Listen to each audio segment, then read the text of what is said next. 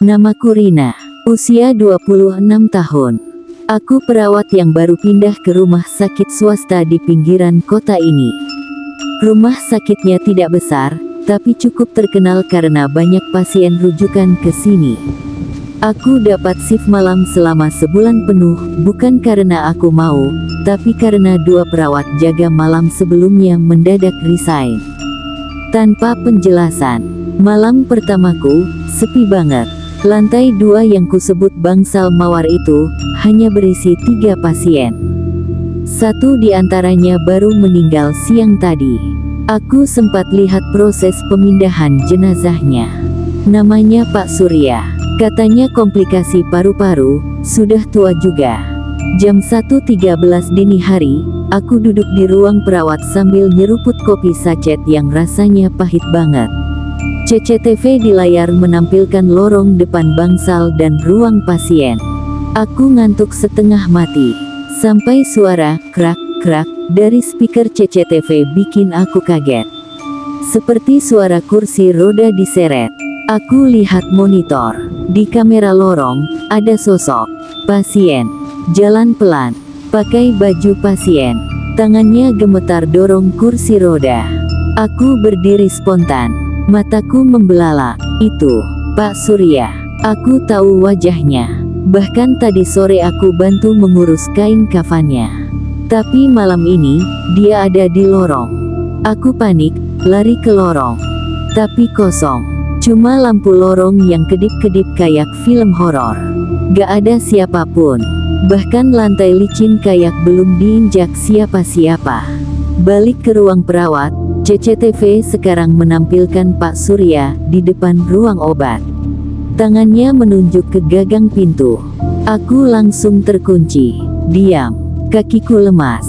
Sosok itu menatap langsung ke kamera. Matanya putih semua. Mulutnya bergerak, seolah bicara.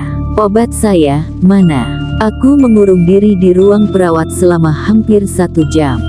Sosok Pak Surya, atau apapun itu, sudah tak terlihat lagi di kamera. Tapi rasa takutnya belum hilang. Napasku masih pendek-pendek, keringat dingin menetes dari pelipis, padahal AC ruangan lumayan dingin. Kupaksakan diri keluar dari ruang perawat. Kulirik ke arah lorong. Kosong. Tapi langkah kakiku otomatis mengarah ke ruang obat. Ada sesuatu yang menggangguku.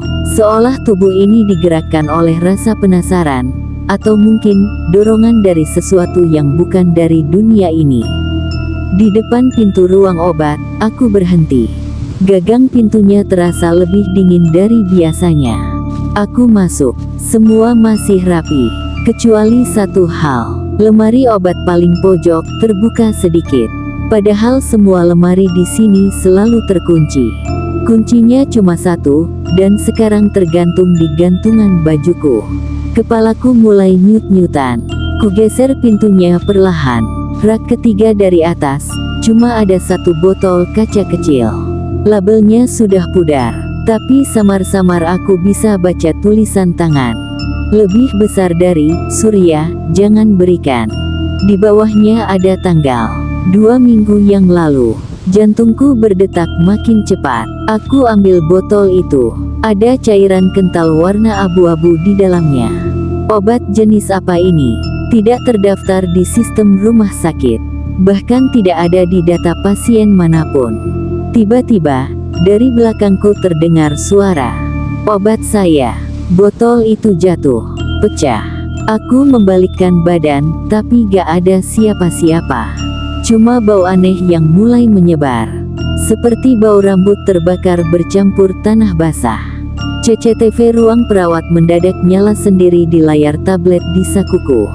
Dan aku lihat, Pak Surya berdiri di ruang perawat. Aku masih di ruang obat.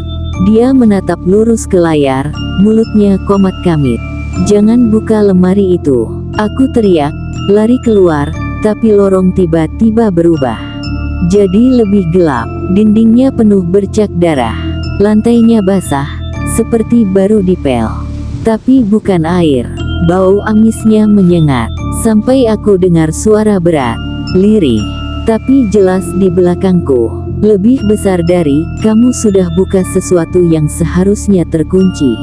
Aku gak tahu gimana caranya aku bisa sampai di ruang perawat lagi. Tanganku gemetar, seragamku basah entah karena keringat atau darah, aku sendiri gak yakin. Tablet CCTV di mejaku hidup sendiri. Semua kamera menampilkan satu hal yang sama. Lorong depan bangsal mawar, tapi bukan tampilan biasa. Lorong itu dipenuhi pasien, tapi tubuh mereka rusak. Sebagian gak punya mata, sebagian lagi jalannya ngesot. Ada yang tertancap infus di lehernya, darah menetes ke lantai. Tapi mereka semua melangkah ke arah kamera. Satu di antaranya, paling depan, adalah Pak Surya. Mulutnya tersenyum, tapi matanya kosong. Tangannya menunjuk ke kamera.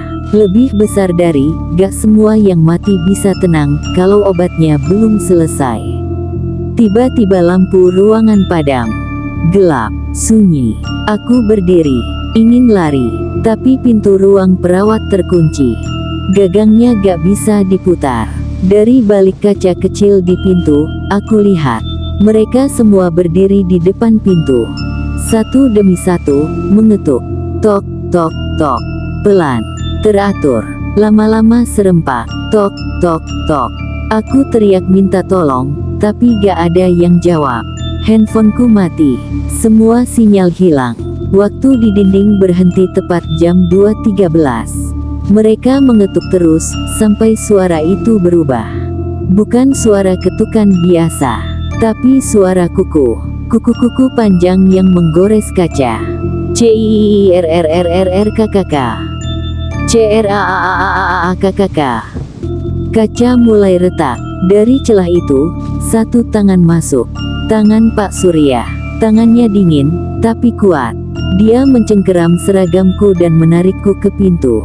Aku meronta, menendang, teriak, tapi tidak ada gunanya. Dia hanya berkata, lebih besar dari, kami cuma mau yang seharusnya jadi milik kami. Kamu udah buka pintunya, sekarang kamu yang harus jaga di sini. Gelap, semua gelap, tanda pisah.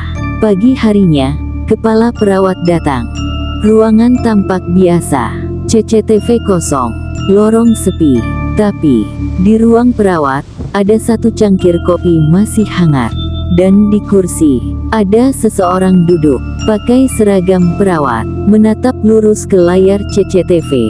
Tidak bergerak, lebih besar dari tapi, perawat jaga malam tadi tidak pernah ditemukan. Dan yang lebih mengganggu, bangsal mawar selalu mencatat satu pasien baru. Tapi tidak pernah ada yang lihat siapa yang mengisinya. Selalu tercatat nama yang sama, Surya. Dan di ruang obat, lemari itu terkunci rapat lagi. Dengan label baru, lebih besar dari, obat ini tidak boleh disentuh. Kalau kamu buka lagi, kamu yang akan ganti jaga selamanya.